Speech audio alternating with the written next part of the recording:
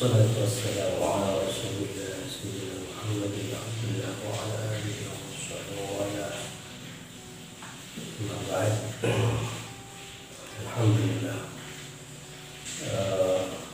kita masih bisa diberikan kesempatan dengan Allah Subhanahu wa Ta'ala untuk melanjutkan dirasah virtual ini dalam keadaan sehat walafiat. Mudah-mudahan kita senantiasa diberikan kekuatan, diberikan istiqomah, pertolongan Allah, sehingga kita terus bisa melaksanakan ibadah puasa di bulan suci Ramadan dengan kekhusyuan. Sebelum kita mulai dirasah virtual ini, marilah kita buka dan membaca surah Al-Fatihah. Mudah-mudahan apa yang akan kita baca nanti akan menjadi yang bermanfaat di dunia dan akhirat, dan khususnya pahala yang kita aturkan kepada Rasulullah SAW beserta para sahabat, para keluarga, para awliya, para syuhada, khusus unsur kitab ini yaitu Syekh Muhammad Al-Ghazali, serta sesuatu kita sudah menurut kita yang tidak bisa bersama dan semuanya oleh Allah Subhanahu wa Ta'ala. Al-Fatihah. Bismillahirrahmanirrahim. Alhamdulillahi rabbil alamin arrahmanir rahim maliki yaumiddin iyyaka na'budu wa iyyaka nasta'in ihdinas siratal mustaqim siratal ladzina an'amta 'alaihim. Baiklah, kita lanjutkan dirasah kita. Bismillahirrahmanirrahim. Rabbi shrah li sadri wa yassir li amri wahlul 'uqdatam min lisani yafqahu qawli.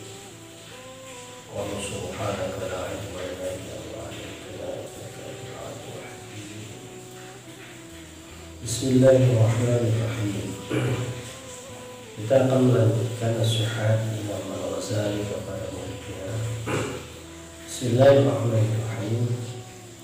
Ayyuhal walad, an-nasihatu sahlatun wal mushkilu kabulha li'annaha fi madaqi muttabi'il hawa murratun idhil manahi mahbubatun fi qulubihim wa 'ala al-khususi liman kana taliban 'ilmi rasmi wa mushtagilan fi fadli nafsi wa manaqib ad-dunya, fa innahu yahsabu anna al-'ilma al-mujarrada lahu sayakunu najatahu wa khalasuhu fihi,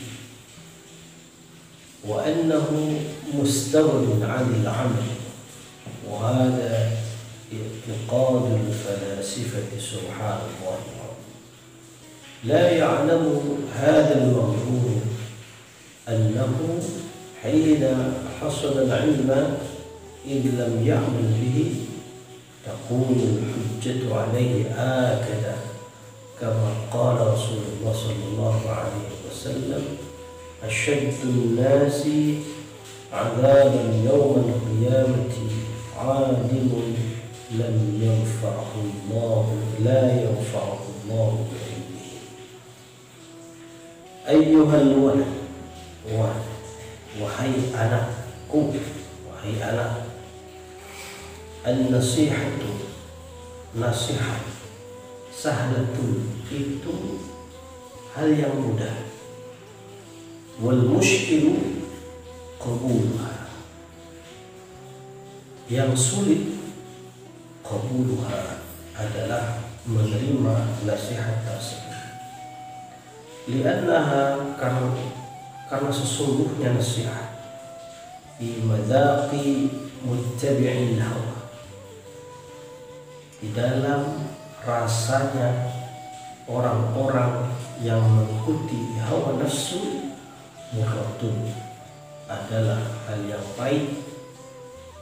Idzil manahi, karena larangan-larangan itu mahbubatun, itu disenangi, fi qulubihim, di dalam hati mereka. Wa adal khusus, dan khususnya liman, bagi seseorang kana yang ada talibal ilmi rasmi, adalah menuntut ilmu formal, ilmu yang resmi, mustaqilan, dan menyibukkan diri fi fadlin nafsi, di dalam keutamaan jiwa, wa manaqibid dunya, dan sifat-sifat dunia.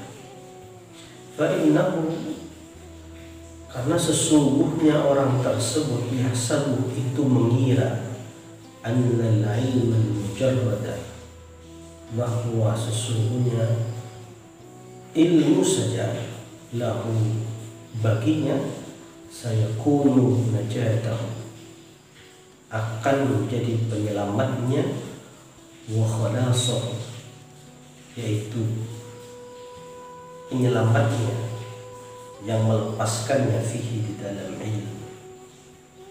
Wa annahu, dan sesungguhnya orang tersebut mencari ilmu formal, mustaghni, merasa cukup, anil amal, dari mengamalkan, wa hada i'tiqadul falasifah, hal ini adalah keyakinan kaum falasifah, kaum filsuf.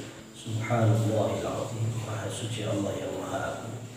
La ya'lamu, tidak mengetahui, hadzal mawdur, orang yang tertipu ini, annahu, sesungguhnya dia, hina hasadal ilma, di saat dia mendapatkan ilmu, idh lam ya'mal, di saat dia tidak mengamalkan diri dengan ilmunya, takunu, maka akan ada al-hujjah, hujjah, alaihi, atas orang yang tertipu tadi, akad, itu lebih kuat. Kama qala Rasulullah sallallahu alaihi wasallam, sebagaimana telah bersabda Rasulullah sallallahu alaihi wasallam, Rasulullah sallallahu alaihi wasallam, sabdanya, asyaddun nasi azaban, adapun manusia yang paling pedih, azaban, siksaannya, yaumal qiyamati, di hari kiamat, alimun, itu adalah orang yang alim, la yanfa'ullah, yang tidak memberikan manfaatku kepada orang yang alim, Allah bi'ilmihi, dengan ilmunya orang alim. Sebagaimana pada pertemuan sebelumnya, nasihat Imam Ghazali yang disampaikan kepada siswa pesantrennya tersebut, yang pertama adalah evaluasi diri, apa yang telah dicapai selama menuntut ilmu itu. Yang kedua, memanfaatkan waktu sebaik mungkin untuk mengamalkan, untuk mengerjakan hal-hal yang produktif, hal-hal yang bermanfaat, hal-hal yang positif.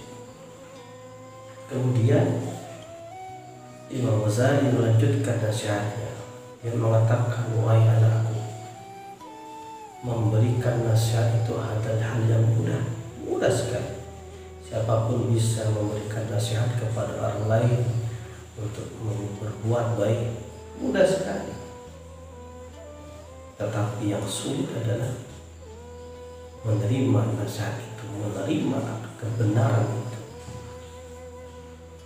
Memberikan nasihat itu mudah, karena kita hanya mengajak orang lain untuk berbuat kebaikan. Apalagi kita mencaci maki, memarahi orang, dalam bahasa Jemaah itu, orang itu lebih mudah daripada memberikan nasihat. Karena memberikan nasihat itu butuh ilmu, butuh pengetahuan, butuh dasar. Tetapi kalau memarahi orang, mencaci maki orang, dan menuntut ilmu, memberikan nasihat itu mudah, yang sudah dalam menerima nasihat itu. Oleh karenanya sebagaimana dalam Al-Quran, wal asri innal insana lafi khusrin illa alladhina amanu wa 'amilus shalihat wa tawassaw bil haqqi wa tawassaw bis sabr. Sesungguhnya demi masa, sesungguhnya manusia semuanya, baik yang Islam maupun Muslim, baik yang besar maupun yang kecil, baik yang ulama maupun yang semuanya, al-insan semuanya lafi khusr, niscaya dan pasti dalam kerugian. Yang tidak rugi siapa? Illal ladzina, kecuali orang yang beriman, wa 'amilus shalihat, menampakkan keimanan itu berbuah amal saleh, wa tawassaw bil haqq, saling memberikan wasiat, saling memberikan nasihat kebenaran, wa tawassaw bis sabr, dan mereka saling memberikan nasihat dengan kesabaran. Memberikan nasihat itu butuh kesabaran, begitu juga melaksanakan nasihat itu butuh kesabaran. Dan karena itu di sini disandingkan wa tawassaw bil haqq, memberikan, saling memberikan nasihat, saling ingatkan satu sama lain, dan saling ingatkan ini, saling menasihati ini butuh kesabaran. Oleh karena ayat berikutnya wa tawassaw bis sabr. Jadi kalau sampeyan katanya sekarang kalau jangan minta mudah, tapi apakah nasihat nanti yang saya berikan akan berdampak pada kehidupanmu, akan membawa perubahan pada dirimu? Sangat mudah. Ilmu musyrik yang sulit diterima, mengamalkan. Mengapa demikian? Imam Ghazali mengatakan bahwa nasihat itu bagi orang yang senantiasa menuruti hawa nafsu, menuruti keinginannya, itu sangat pahit rasanya, pahit, sehingga enggan akan meminum nasihat itu. Padahal istilahnya orang tua dulu, tidak semua yang pahit itu tidak enak, tapi ada yang pahit itu menyembuhkan dan sebagainya. Jadi bagi orang yang terus menerus minta pada surga, maka nasihat itu menyakitkan, pahit, tidak ingin. Apalagi kata maksud wal khusus, apalagi bagi orang yang sedang menuntut ilmu ar-rasmi, diterjemahkan ilmu yang formal. Ini pahit sekali. Orang sekolah formal dan dunia itu beda, secara psikologi beda. Biasanya orang setelah lulus SD atau MI lanjut ke ITS, SMP, lanjut ke SMA, MA, lanjut ke perguruan tinggi. Ini dalam konteks ada ilmu rasmi. Hati-hati, perlu dijaga, ditata niatnya, jangan sampai di dalam menuntut ilmu ini ada salah niat, salah langkah. Kuliah ingin punya gelar sarjana, sehingga kalau sudah dapat ijazah bisa dapat kerja. Kadang orang yang sudah sarjana lulus itu kadang bingung juga mau kemana nanti setelah punya gelar sarjana, kemana-mana melamar ini itu dan sebagainya, ternyata tidak diterima sebagainya. Maka harus hati-hati. Ketika Imam Ghazali dalam kitab Bidayah menyampaikan harus hati-hati dalam menuntut, apalagi menuntut ilmu yang rasmi, yang formal. Ini sudah orientasinya beda, orang dari kerja, cari ini dan sebagainya. Hati-hati. Ketika sudah faktanya di lapangan, ketika sudah lulus, sudah bingung mau kemana ijazahnya. Sehingga kadang banyak kuliah jauh-jauh, sudah gelar sarjana, bingung, tidak mau pulang. Kenapa? Karena bingung jadi Itu karena dari awal sudah sangat niat. Dia ingin cari kerja. Jadi bagaimana dia untuk meningkatkan keilmuan, meningkatkan kualitas. Tidak usah berpikir mencari kerja, tingkatkan kualitas diri Anda, tingkatkan keilmuan Anda. Insya Allah pekerjaan itu, lagi cari pekerjaan, rezeki itu akan datang kepada Anda. Ini yang paling penting. Pertanian, hati-hati. Ya. Jadi bagi orang yang sudah menuntut ilmu yang formal, kemudian hanya sibuk itu orientasi menakib dunia untuk menjadi harta benda dunia, seakan-akan dia akan mengira bahwa ilmu saja dengan dapat gelar doktor, sarjana, magister sebagainya sudah akan menyelamatkan dirinya, sudah menjadi kasus. Belum tentu. Ilmu itu harus diamalkan, dipraktekkan dalam kehidupan sehari-hari. Kalau mencari ilmu misalnya sekolah di MTS, di MA, kuliah hanya mencari jasa formal, ya Anda salah niat, meminta tak kembali. Bukan niatnya bukan untuk mencari jasa, tetapi mencari ilmu, menuntut ilmu. Bagaimana cara menuntut ilmu dan mencari ilmu? Ya harus dipelajari, dibaca, diulang-ulang, iqra. Setelah dibaca, difahami, lalu diamalkan. Selanjutnya ada al-amal. Jadi tidak hanya sekadar mencari informasi saja, hanya untuk menjawab pertanyaan-pertanyaan saja, tetapi ilmu yang sudah didapatkan diamalkan dalam kehidupan sehari-hari. Alladzina amanu wa 'amilus shalih. Iman berbuat amal saleh, ilmu harus berbuat menjadi amal dalam kehidupan sehari-hari. Kalau Anda hanya seperti niatnya untuk mencari jasa, niatnya untuk misalkan mencari pekerjaan, maka Anda sudah bagian orang-orang tertipu, mengurung. Anda tidak punya ilmu tapi tidak diamalkan, maka itu malah berbahaya sekali bagi kita. Oleh karena itu Rasulullah SAW bersabda, "Asyaddun nasi 'adaban yawmal qiyamah 'alimun lam yanfa'allahu bi'ilmihi na'udzubillahi min dzalik." Manusia, kata Rasulullah, yang paling pedih siksaannya nanti di hari kiamat, alimun, orang yang alim, orang yang berpengetahuan, orang yang berilmu.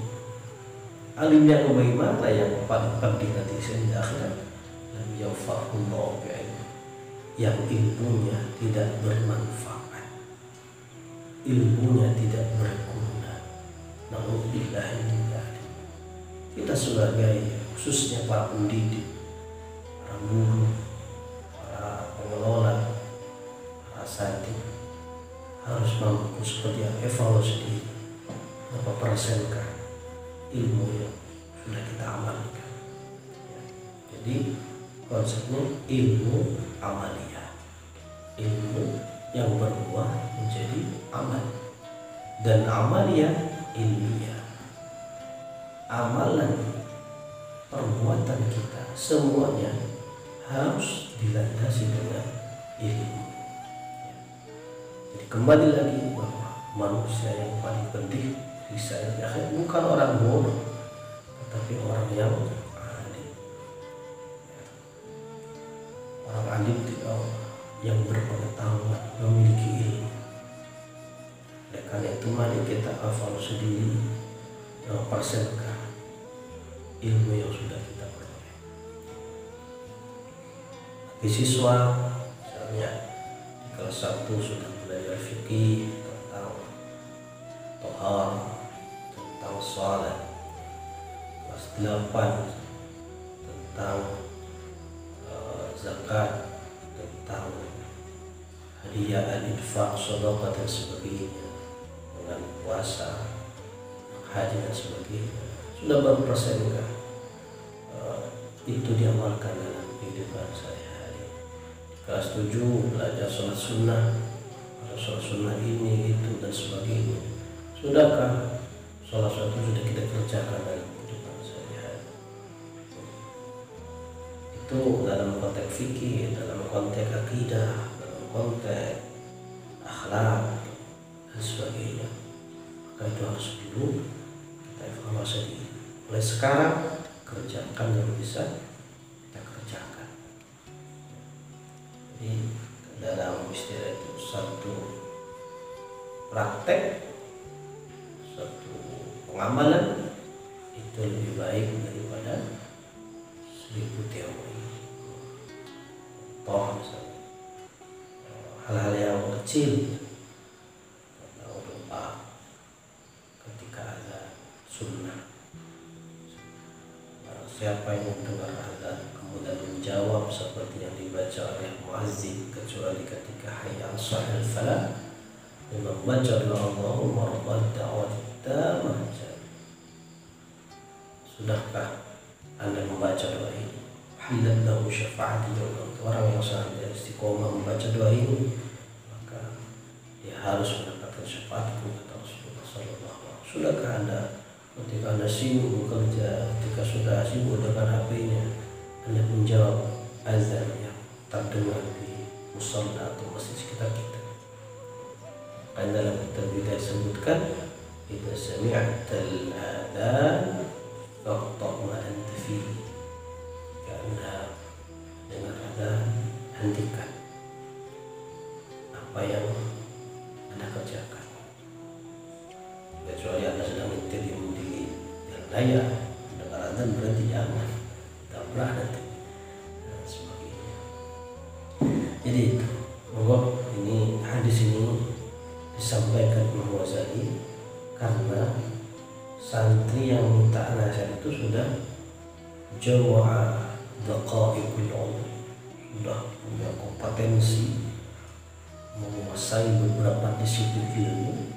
Pertanyaan Ghazali, sudahkah ilmunya diamalkan? Kalau tidak, maka waspadalah, karena kata sabda Rasulullah, orang yang paling pedih siksanya nanti adalah orang yang alim. Jadi kita sebagai guru, sebagai pengajar, sebagai pendidik punya tanggung jawab intelektual, tanggung jawab amalia. Apa yang bisa kita sampaikan kepada siswa kita, kepada peserta didik kita, itu harus mencerminkan perbuatan kita dalam kehidupan sehari-hari. Jangan hanya pandai memberikan nasihat, jangan hanya pandai mengajak kebaikan, tapi Anda tidak mau mengamalkan apa yang Anda sampaikan. Dan itu dalam Al-Quran disinggung, ya ayyuhalladzina amanu lima taquluna ma la taf'alun, kabura maqtan 'indallahi an taqulu ma la taf'alun. Wahai orang yang beriman, mengapa kau mengucapkan atau mengatakan hal-hal yang kamu tidak kerjakan? Sungguh murka sangat besar jika kalian semua bisa mengucapkan tapi tidak bisa mengamalkan apa yang Anda sampaikan. Alhamdulillah min dzalik.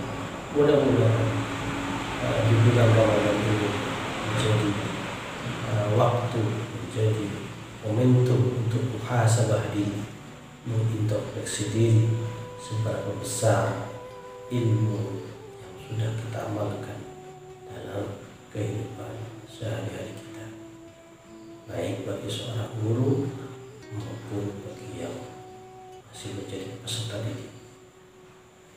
Itu yang mungkin bisa kita sampaikan pada pertemuan yang ketiga ini. Jadi kalau kita simpulkan, yang pertama Imam Ghazali adalah evaluasi diri, kurangan apa yang sudah kita capai selama menempuh studi di sekolah pesantren kita. Yang kedua, manfaatkan waktu sebaik mungkin, dan yang untuk hal-hal yang positif yang bernilai ibadah. Yang ketiga adalah amalkan ilmu yang sudah Anda kuasai. Jangan hanya menjadi informasi, hanya menjadi pengetahuan, tetapi tidak berbuah menjadi amalia, menjadi amal dalam kehidupan sehari-hari. Mudah-mudahan Allah memberikan kekuatan kepada kita untuk mengamalkan ilmu yang telah kita dapatkan. Karena itu di depan sudah disebutkan oleh sang penanya tadi, doa Allahumma inni a'udzubika min ilmin la yanfa. Ya Allah, kami berlindung semua ya Allah dari ilmu yang tidak bermanfaat. Amin Allahumma amin.